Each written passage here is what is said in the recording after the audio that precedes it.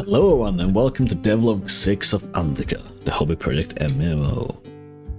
This episode will cover UI changes, air effects and the first boss. Let's get started. Items now stack in the inventory, and this code actually allowed me to clean up a bunch of code, so that's nice.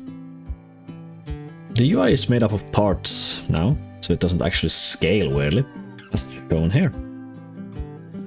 The UI reworks are now finished. Looks a lot better already in my opinion. The color picker, name field and option button did some weird scaling when auto size font was enabled. Oh yeah, I also found an add-on that gives auto scaling fonts for most UI elements. Link can be found in the description below. The player can now actually die and respawn. Death results in an experience loss, but we'll change that at some point. Also, player now regenerates 1 health and mana every minute. I mean, a simple damaging effect animation that can also damage you and enemies in game. I'll make a few variations of this, like breath, beam, circle, and what else I can find that is useful. Also, the second effect is spawned on the upper elevation while testing, so ignore that. Added a beam attack function. Also improved the testing with randomization of length, and I can set which effects spawn should test the damage effects I create. Now I need to bring out some pen and paper for the rest. Now you can also cast wide beams. Updated the beams so they stop when they hit a block tile, makes it more realistic. Here I showcase all the different damage effects I've created. We got single target, beam, wide beam, cone, square and diamond. That's all I need for now. If you have a suggestion for others, leave them in the comments down below. Thank you. Now, to actually make cover do something.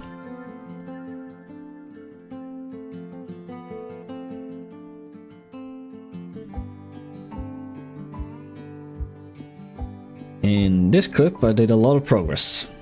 I can now cast all air effects via chat command, and all of them can now be blocked by a wall.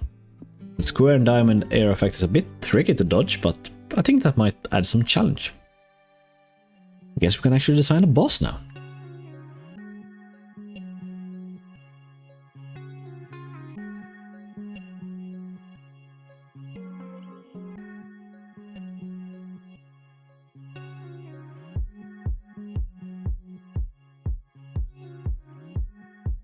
This took several days and a lot of perspective struggling, but I'm pretty happy with the end result. It took 3 iterations to end up with this design.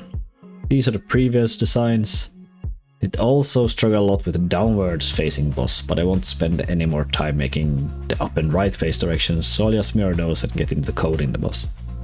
I battled with changing the entire code to use vector 2 integer instead of vector 2 float, since most calculations are use whole numbers.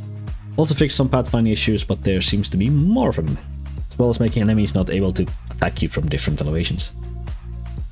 The spawn of hunger now has a corpse texture as well as some loot to drop.